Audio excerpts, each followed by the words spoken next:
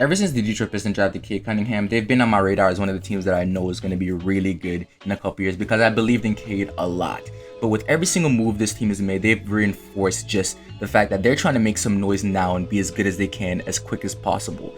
And right now, with the moves they've made so far with this trade and gaining Bojan Bogdanovic, this team has now entered a new level of good in the NBA.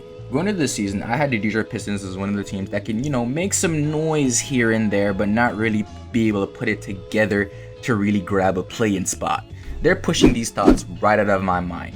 This team is not only getting better and better, they're pushing a lot of the younger teams that even had a head start on them, like the Charlotte Hornets, completely out the way, making them look horrible. Troy Weaver is a damn genius, but what can I expect from the man that's able to scout like superstars before they come to the NBA?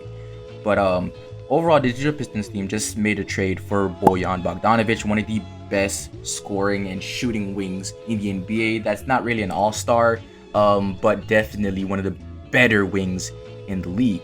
And the main problem he fixes for this team is shooting. In this starting lineup, the Detroit Pistons are very sound defensively and have a great attack at the rim, and they overall just have a sound offensive philosophy. But one thing they didn't have in this lineup is shooting. The best shooter here was Saddiq Bey, and while I do expect him to be around 37 to 38% on high volume next season, again, last year he only shot 34%, so not even the most efficient. Cade, he's very good, but the one weakness in his game is his three-point shooting. Jaden Ivey's coming to the league, as we all know he's not that great of a shooter yet. And then the guys, the bigs, don't even get me started with them. Marvin Bagley, Jalen Duren, Isaiah Stewart don't have touch outside of 15 freaking feet. So right now, this would have been a very cramped starting lineup. But now that you move Marvin Bagley out, you put Boban here, you now have two great shooters. I expect Saddiq to be an elite shooter next year. So you have two elite shooters in this lineup. And now Cade Cunningham has insane targets to fire off passes to, because he was averaging about 10 to 11 potential assists last season. Just the simple fact that this team was not hitting the shots when he was getting them open. But now that you picked up a guy that shoots 38 to 40% in his freaking sleep every damn season, on about 5 to 8 attempts per game, so the man's an elite shooter on elite volume, this team now has a whole new look. The spacing just got a lot bigger overall. Coming off the bench, now you have somebody like Marvin Bagley that can definitely be the spark coming off your bench. Now I have him as probably one of my 6 Man of the Year candidates next year, because he's definitely going to be one of those guys that comes in and he has full offensive reins when he does get on the court. Overall, this team just looks better and better, and I can't wait to see them play next season. Not to mention, we're such a cramped lineup with like little to no shooting before. I was very worried on what we'd see from Jaden Ivey, because again, I'm very high on him and I'm very high on what he can become, but not being in the right situation can definitely screw up a lot of rookies. And with the limited amount of spacing and him not being that good of a shooter and knowing that the paint's going to be very cramped, I was very worried on what he'd be able to do on this team in his first year and how bad it would look for certain people. But now the man has spacing. He has room to actually drive. He has people that can hit kick-out passes to. He has space where he can cut back door and guys won't already be in the paint just camping there. And Cade is coming back next year in his LeBron arc, because the man got buff as shit for no reason this year. He wasn't even one of the guys that people are like, he needs to gain all this muscle. He just did it for no reason. Saddiq is up there in the mountains playing, so God knows how good he's coming back. But right now, I expect Cade to come back at least a slightly better shooter. I don't expect him to come back shooting 40% on 5 threes a game, but I do expect around a 35% mark for him, at least a little bit around next season. And if he's able to expand his range and be respectable out there a lot while still being able to maneuver in the pick and roll like he did, finish a little bit better around the rim with this new muscle, the man's gonna have more than enough space and enough shooters to hit so that he doesn't get crowded in the paint and he has to make dumb decisions sometimes.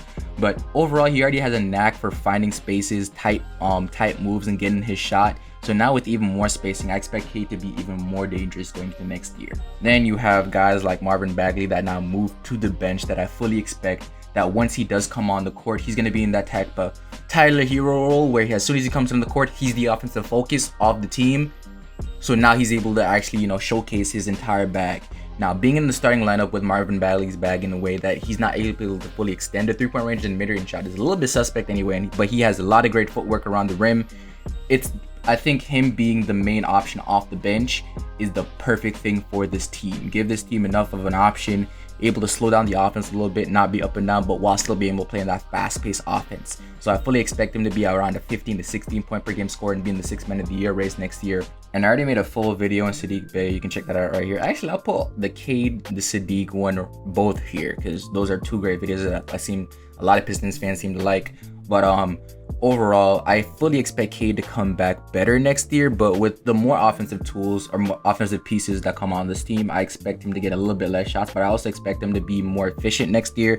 So I had him in the most improved player race, but maybe he won't have enough of shots to really make that type of impact.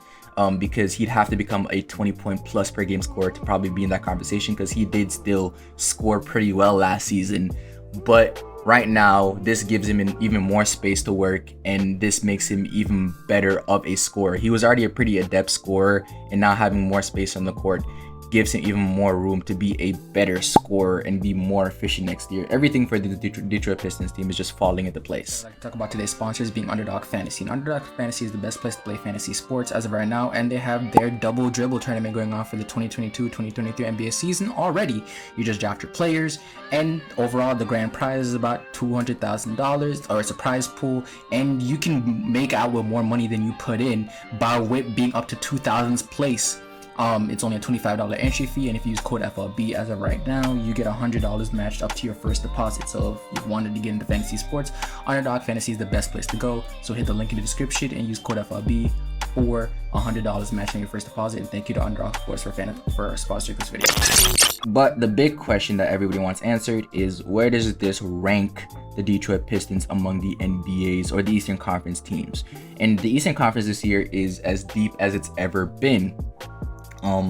But some of these teams are a little bit dysfunctional, and one of the teams that can definitely take a playing spot away from the Pistons is the Hornets, and they're going to be significantly worse next year, so I expect them to be out of it. You have teams that a lot of people have questions if they can even work together, like the Atlanta Hawks, but I don't see them anywhere above 8th, and that's just on a high scale. But I do think this locks them in as that 10th seed, that 9th seed play-in team.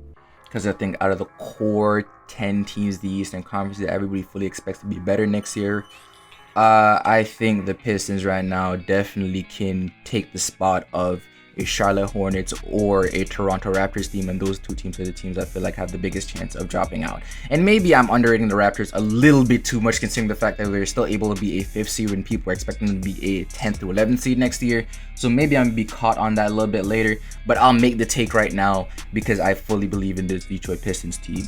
So let me know, guys, thinking about this trade. How do you think this affects the Detroit Pistons, and how good do you think they'll be later on in the season? That being said, this FLB, that's my time, and I'm out.